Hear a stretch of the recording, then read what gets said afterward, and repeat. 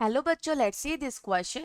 Question में कहा गया है कि यदि D X Z orbital of atom A and P X orbital of atom B form pi bond, ठीक है, along a particular molecular axis, then which bond will be formed along same molecular axis by combination of dxy plus dxy orbital of A and B atom।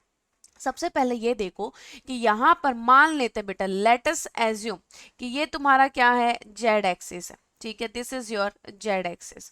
Z हम normally मानते बेटा internuclear हमारा axis होता है। अगर मैं P x देखूंगी तो ये मेरा पी एक्स ऑर्बिटल हो जाएगा, ठीक है, दिस इज पी एक्स, ठीक है।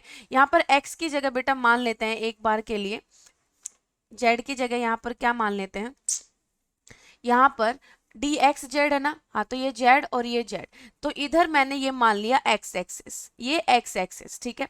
तो ये मेरा पी एक्स ऑर्बिटल हो गया बी एटम का, और ये ए एटम का डी एक्स जेड क्या होता है बेटा, in between of the axis, ये हो गया मेरा डबल डम्बल शेप का, ये प्लस प्लस माइनस माइनस।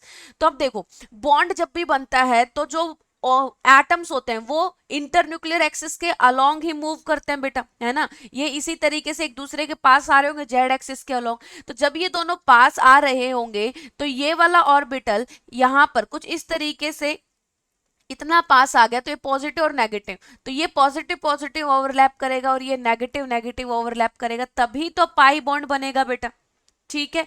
तो मैं बोल सकती हूं कि जो मेरा इंटरन्यूक्लियर एक्सिस है that is your Z axis बेटा, ठीक है। अब ध्यान से देखो, यहां पर डी एक्स वाई और डी एक्स वाई कराना है, डी एक्स वाई यानी कि in between of the axis, x और वाई के बीच में मैं यहां कर रही हूं बेटा, ध्यान से देखना, ठीक है। ये मेरा एक्स है, यहां पर ये वाई है, यहां पर भी सिमिलरली ये वाई और ये मेरा एक्स, यहां इन बिटवीन द एक्सिस ये बना दिया हमने क्या, X Y, D X Y बन गया हमारा, ठीक है। डी एक्स वाई बन गया, positive positive negative negative, positive positive negative negative. अब देखो बात क्या है ना, तुम्हारी इंटरन्यूक्लियर एक्सिस क्या है बेटा, ये जेड एक्सिस है, इधर ये जेड एक्सिस है, ठीक है। थोड़ा सा एज्यूम करना बस, तुम इसको सिग्मा बॉन्ड नहीं बता सकते हो, ठीक है, पाई बॉन्ड नहीं बता सकते हो।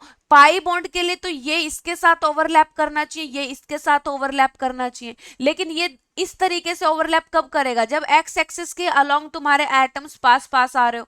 जबकि पास कौन से एक्सिस के अलोंग आते हैं, इंटरन्यूक्लियर एक्सिस यानी जेड के अलोंग बेटा। तो अगर ये तुम्हारी जेड एक्सिस है तो इस एटम को अगर मैं यहां रखूं, जेड के पास इधर जाएगा, तो क्या ये जो तुम्हारा चारों लॉब है, इस चारों लॉब के साथ ऊपर से, अब मानो बेटा इधर से जेड आ रहा है, इधर से जेड आ रहा है, तो इधर इसकी चार लॉब थी कुछ इस तरीके से, इधर इसकी चार लॉब थी, ये चारों क्या करेंगे, एक दूसरे से इंटरेक्ट करेंगे, यानी कि फोर लोब इंटरेक्शन होगा, फोर लोब इंटरेक्शन। अगर एक्स एक्सिस या वाई एक्सिस तुम्हारा इंटरन्यूक्लियर एक्सिस होता, यानी कि इस एक्सिस के अलोंग ये पास जा रहे होते बेटा, तो ये दो लोब इंटरेक्ट करके पाई बॉन्ड फॉर्म करते। बट यहां पर जेड एक्सिस के अलोंग, यानी कि अगर इधर इसको जेड मानू तो इसको यहां से उठाए और मैंने यहां सामने से इसको मैं लेके जा रही हूं बेटा, सामने से लेके जाऊंगी तो ये जो लॉब्स है ये चारों इंटरेक्ट करेंगे, यानी कि क्या बनेगा, डेल्टा बॉन्ड विल फॉर्म। तो यहाँ पर ऑप्शन क्या हो जाएगा, option C will be correct. I hope this is clear बेटा, बेस्ट ऑफ लक।